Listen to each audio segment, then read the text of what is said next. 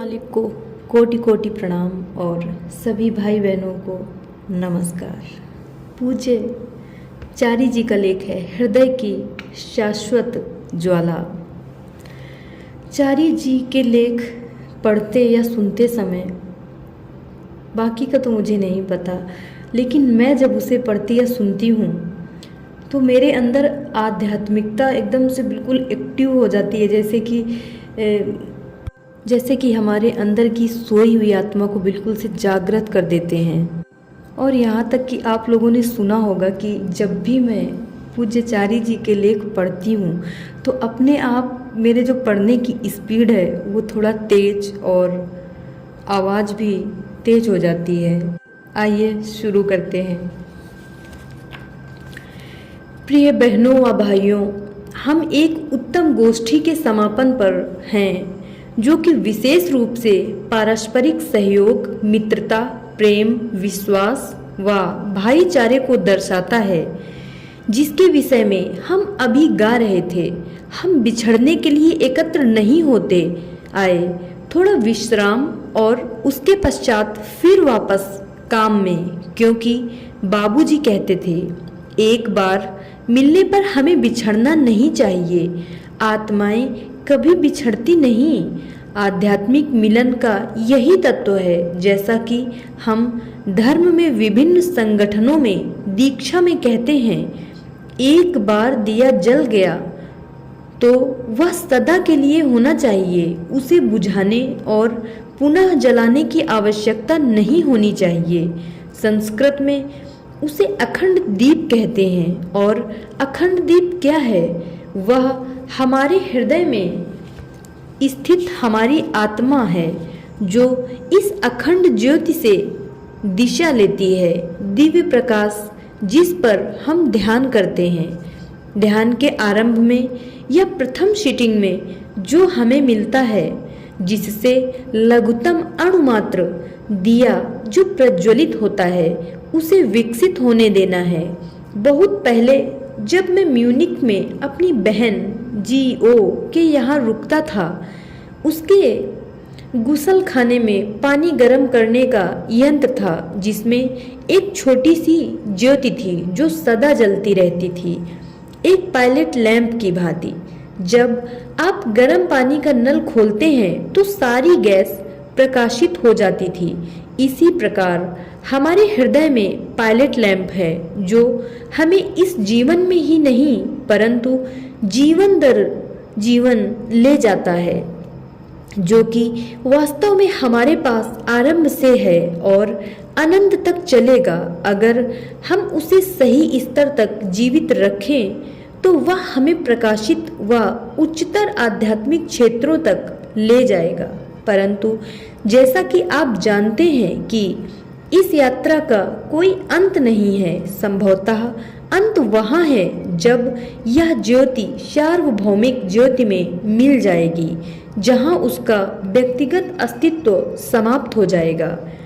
जब हम लैंप को बाहर अंधकार में लेकर जाते हैं जहाँ हवा है, तो हम इसकी सुरक्षा करते हैं या इसके ऊपर शीशे की चिमनी लगाते हैं, नहीं तो यह बुझ जाएगा। परंतु ईश्वर ने इसे बुद्धिमत्तापूर्ण या अबुद्धिमत्तापूर्ण मैं नहीं कह सकता, उसने इस लैंप को मानव की देखरेख में छोड़ दिया। विभिन्न जीवन की दशाओं से, जड़ जीवन, पशु जीवन, पक्षी जीवन से होता हुआ यह प्राकृतिक रूप से बिना रुकावट के जिस भी रूप में था उससे बिना संकट के बिना बुझे इतनी दूर तक आ गया है। परंतु मानव जीवन में पहली बार इसका संकट से सामना होता है, जबकि मानव से निम्न स्तर के सदियों के जीवन से वह गुजर चुका है। जब तक हम इसकी सुरक्षा कर इसे मजबूत व प्रकाशमय बनने योग्य अवसर नहीं देंगे, यह फिर से अपने प्राकृतिक अणुरूप में चला जाएगा और हमें पुनः उस प्रक्रिया को चालू करना पड़ेगा, क्योंकि जीवन के जन्म मरण चक्र को देखने का एक और नजरिया है। यह और कुछ नहीं, उसे पुनः प्रज्वलित करना है। जब हमारी माताएं लकड़ी की आग पर खाना बनाती थीं तो उनमें यह बुद्धिमत्ता थी कि जब रात में सब समाप्त हो जाता था तो वह कुछ चिंगारियों को राख से ढक देती थी ताकि वह रात भर वैसे रहे। प्रातः उस राख को फूंक मारकर उड़ा देती थी और कुछ और लकड़ी डालकर फूंक मारती थी और फिर से ज्वाला बन जाती थी। बुद्धिमत्ता उसे रात भर जिंदा रखती थी, जो आध्यात्मिकता में कठिन समय था, कष्टमय समय का प्रतीक है। जब दिव्यता को जीवित रखना है, नहीं तो हम सब कुछ खो देते हैं। तो आध्यात्मिकता हृदय की इस ज्योति को सदा उपस्थित रखने का विज्ञान है। शीशे के ऊपर जमी कालिख की सफाई कर उसे जीवित रखना। जैसे एक व्यक्ति अंधेरे में लैंप लेकर जाता है उससे दिशा देखने के लिए, वहाँ हमें एक लैंप पर विश्वास है। यहाँ हमें इस प्रकाश पर विश्वास नहीं जो दिव्य है। तो हम कह सकते हैं कि आध्यात्मिकता कठिन समय के लिए, अंधकारमय समय के लिए हमारे अंदर एक भंडार है। विश्वास के साथ यह जानते हुए कि दिव्य प्रकाश मुझे राह दिखाएगा, हमें मालूम होना चाहिए कि वह मेरे अंदर है। उस पर विश्वास रखना है कि कुछ भी उसे बुझा नहीं सकता सिवाय मेरे अपने आप के। जब बाबूजी महाराज से कुछ अभ्यासियों ने पूछा कि क्या हमारा आपके साथ कनेक्शन कभी कर सकता है, तो उन्होंने कहा, मेरी ओर से तो कभी नहीं कर सकता, परंतु तुम्हारी ओर से तुम पर निर्भर करता है। यह पुराने समय में पहाड़ के ऊपर आग जलाने की भांति है, जो किसी अच्छी सूचना, बुरी सूचना या युद्ध आरंभ होने का सूचक होता था। एक व्यक्ति लैंप जलाता था और दूसरा व्यक्ति उसे देखकर समझ जाता था आग, जैसा कि लॉर्ड ऑफ रिंग्स फिल्म में दिखाया जाता था।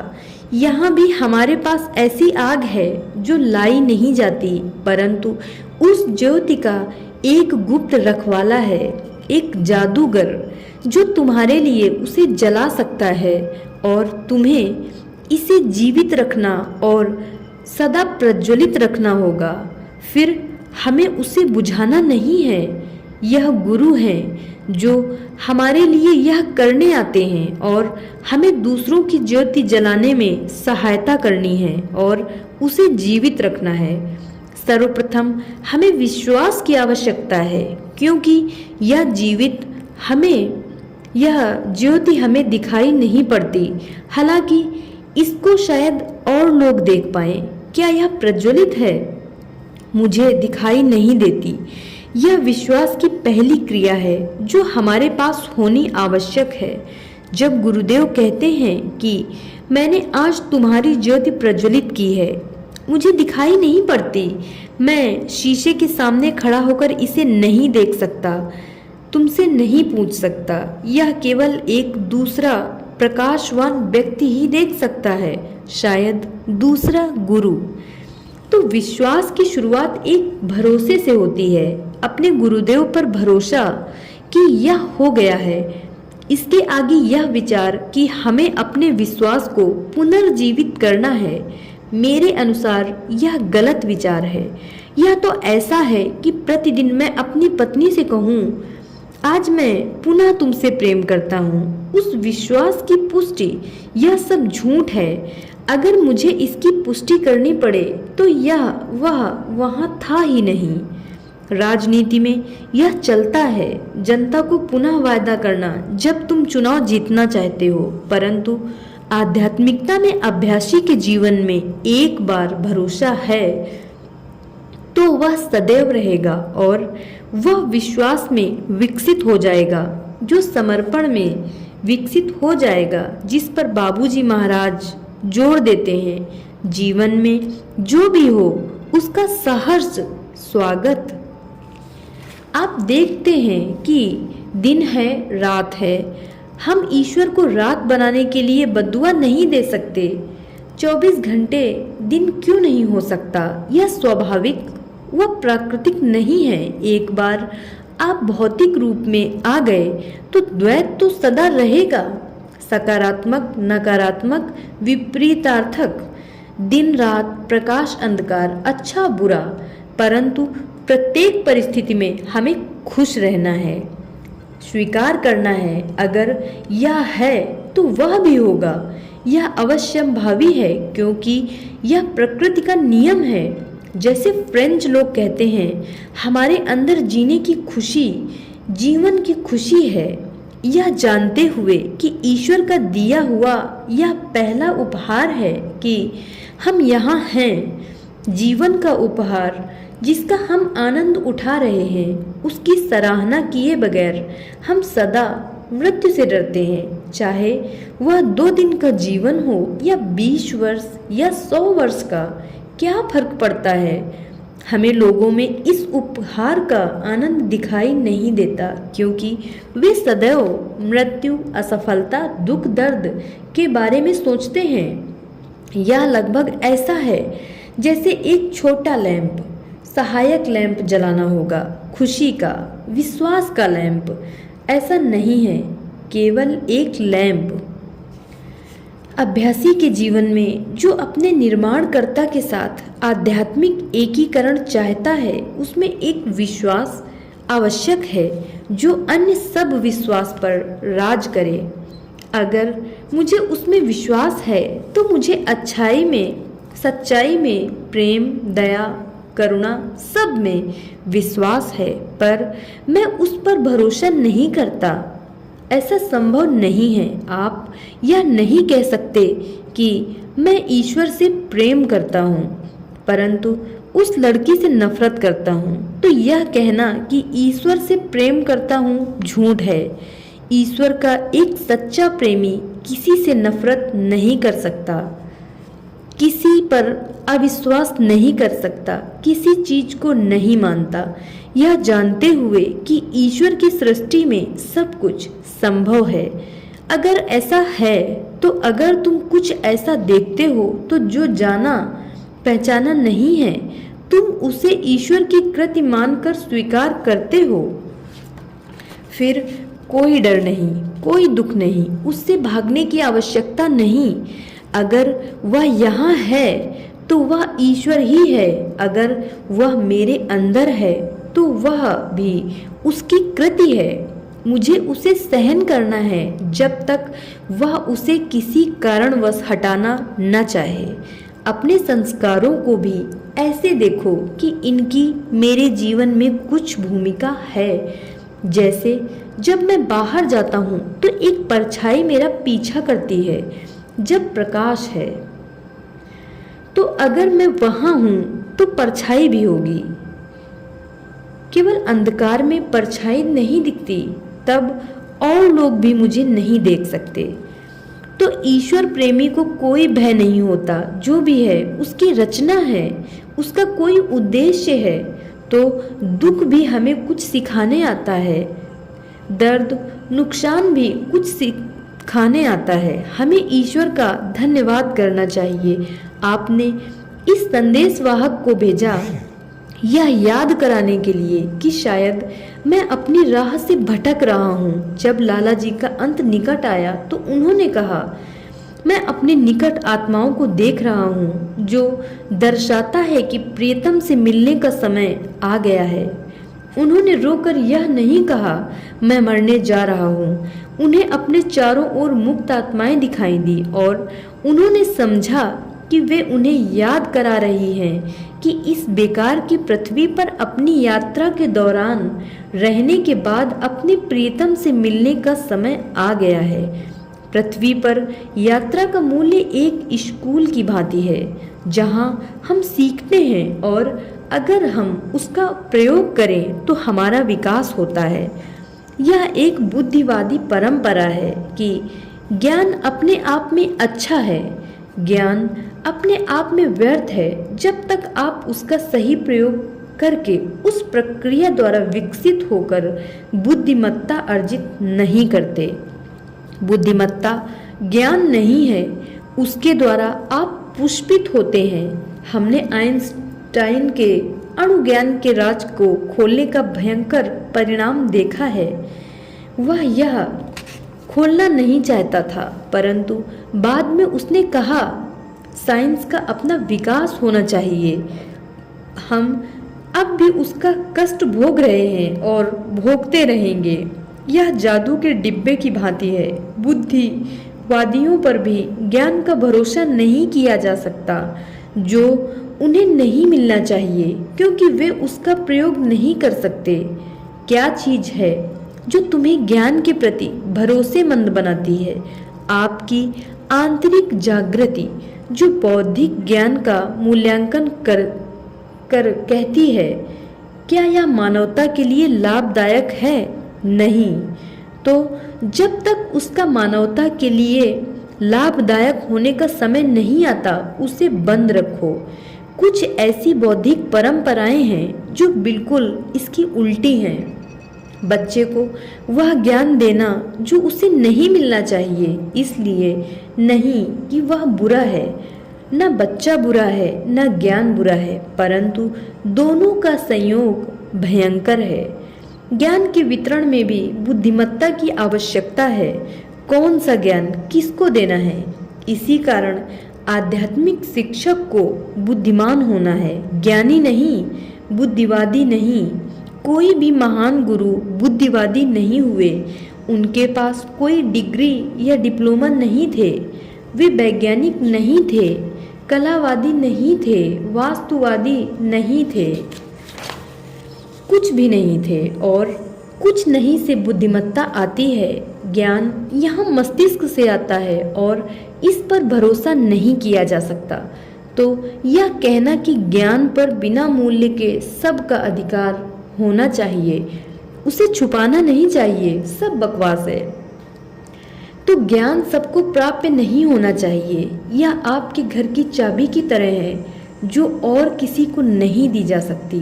तो ज्ञान के लिए भी चाबी की आवश्यकता है, और जो बुद्धिमान व्यक्ति आपके जीवन का दिशा निर्देशन कर रहा है उसे मालूम है कि आपको किस कमरे की चाबी देनी है। आप पश्चिम के लोगों को जादू के डिब्बे में के बारे में मालूम है, उसे कभी मत खोलो। परंतु जिज्ञासु मस्तिष्क कहता है डिब्बा है, बंद है तो उसमें कुछ तो है, क्यों न देखा जाए। तुम आज्ञा पालन न करते हुए उसे खोलते हो, और केवल तुम ही नहीं परंतु तुम्हारे आसपास सब कष्ट भोगते हैं। यह मत समझो कि तुम्हारा ज्ञान तुम्हारा जन्म सिद्ध अधिकार है। हमें ज्ञान की योग्यता होनी चाहिए। हम अहंकारी हैं, रूप से ज्ञान की मांग नहीं कर सकते। उसके लिए प्रार्थना की, नम्रता की आवश्यकता है, विशेषकर नम्रता जो दर्शाती है कि अब तुम कुछ और ज्ञान के योग्य हो, और नम्रता से थोड़ा और ज्ञान। यहाँ प्रकृति पर राज करने या बलात्कार करने का कोई प्रश्न नहीं है। यहाँ प्रकृति के प्रति नम्रता और प्रार्थना की आवश्यकता है। मुझे प्रकट करिए, और अगर वह सही रूप से किया गया है और आप उसे ग्रहण करने योग्य हो तो दिया जा सकता है। आध्यात्मिक जीवन में कोई अधिकार नहीं है। यहाँ केवल उत्तरदायित्व और कर्तव्य है, और वह क्या है? अपना हृदय खोलो। क्यों गुरुदेव? क्योंकि वह तुम्हारे लिए अच्छा है। क्योंकि जब तक वह बंद है तुम कुछ भी प्राप्त नहीं कर सकते, प्रेम भी नहीं। प्रेम तुम्हें मनस द्वारा या और किसी द्वारा नहीं मिल सकता, जैसे कि कुछ लोगों की गलत धारणा है। केवल प्रेम हृदय से मिल सकता है। अगर वह खुला नहीं है तो तुम न प्रेम पा सकते हो न दे सकते हो। फिर आप एक ऐसे घिनौने जीवन में फंस जाते हो जहां आप अपनी ही बनाई हुई जेल में कैद हो जाते हो। यह किसी किले के तहखाने में होने जैसा है जहां एक छेद से तुम्हारे लिए कुछ डाल दिया जाता है और आप अपने कष्टमय जीवन में चलते रहते हो। उसको खोलो और स्वयं को आजाद करो, तब तुम्हें सब दिखाई देगा। तो आध्यात्मिकता के नियम बहुत सरल हैं। सबसे पहला कदम अपना दिल खोलो, और अगर वह हो जाए तो सब कुछ बहुत सरल हो जाता है। तुम प्रेम प्राप्त करते हो और खुले दिल से प्रेम देते हो, फिर जातीय चेतना, श्रेष्ठता, अहंकार, गर्व, पूर्व धारणा कुछ भी नहीं रहता। प्रेम कहता है यह एक मानव है, मुझे फ्रांसीसी लोग या जर्मन लोग या पोलैंड के लोग नहीं दिखते, मुझे केवल लोग दिखते हैं, है ना। तो सबसे पहले हमें बैठकर प्रार्थना करनी चाहिए, हे प्रभु, आपने जो मेरे हृदय में छोटी सी दिव्य ज्योति डाली है जो मुझे अनंत तक राह दिखाएगी, मैं इसे खोलकर इसके प्रकाश को बाहर जाने दूं। पुराने जमाने में अंधकार के दिनों में माँ घर की खिड़की पर एक दिया जला देती थी ताकि बच्चे घर आ सकें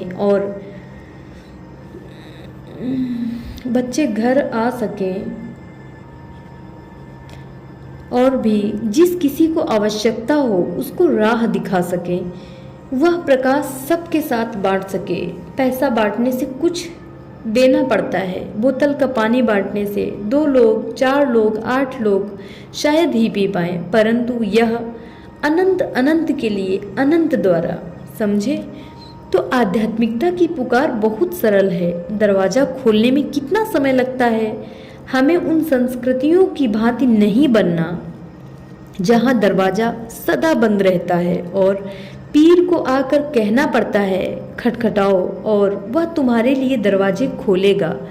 सहज मार्ग में कोई दरवाजे नहीं है। बाबूजी महाराज ने कुछ विदेशी अभ्यासियों को कहा था, मेरे घर में कोई दरवाजे नहीं हैं। दूसरी परंपराओं में ऐसा नहीं दिखता, वहाँ मांगने पर मिलेगा। अंततः यह नहीं कहती कि मांगो, वह कहती है ले लो। प्रभु मैं कितना लूं? जो भी ले सकते हो ले लो। तुम अपने हाथों में तो इतना ही पकड़ सकते हो, तो फिर टनों खाना क्यों मांगते हो जबकि तुम केवल इतना सा ही पकड़ सकते हो। यह अनंतता की उदारता है जो यह नहीं कहती मांगो तो मिलेगा या यह करो वह करो। वह केवल कहता है लो लो और ले लो। बाबूजी महाराज कहते हैं मैं केवल लुटाने के लिए हूँ। तो यह कितनी अद्भुत पद्धति है, कितने अद्भुत हमारे गुरु हैं। क्या हम इस परंपरा को भविष्य में जीवित न रखें? इसका विकास करो, लोगों को इस प्रकार आमंत्रित करो कि वे ना कह सकें। अगर आप कहते हैं अभ्यासी नहीं आ रहे हैं तो वह इस कारण से कि हम आमंत्रित नहीं कर रहे।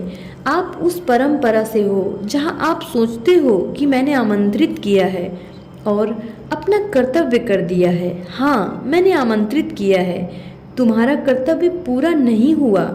आमंत्रित करने के पश्चात उनका उत्तरदायित्व भी लेना है, नहीं तो मत बुलाओ। आप यह नहीं कह सकते कि मैंने बुलाया था परंतु मैंने आशा नहीं की थी कि वे आएंगे। मैंने आमंत्रित किया था परंतु यह आशा नहीं की थी कि वे बैठ कर खाएंगे। मैंने सोचा था कि वे नम्र होंगे और मुझे क्रिसमस का उपहार देकर चले जाएंगे। योगिक परंपरा में, आध्यात्मिक परंपरा में मेहमान परिवार का हिस्सा होता है। वह आता है परंतु कभी जाता नहीं है। सांसारिक संदर्भ में यह थोड़ा कठिन है, पर ऐसा नहीं है। अगर दिल खुला है तो यह काम करेगा। हम बात करते हैं कि यीशु ने 2 रोटी और 5 मछलियां सब में बांटी थी। क्या यह सचमुच इसे मानते हैं या यह एक करिश्मा है जो हमारी अच्छा ईसाई होने में सहायता करता है? बस क्या यह सिंड्रेला की भांति एक परी कथा है? इसी कारण धर्म सफल नहीं होता।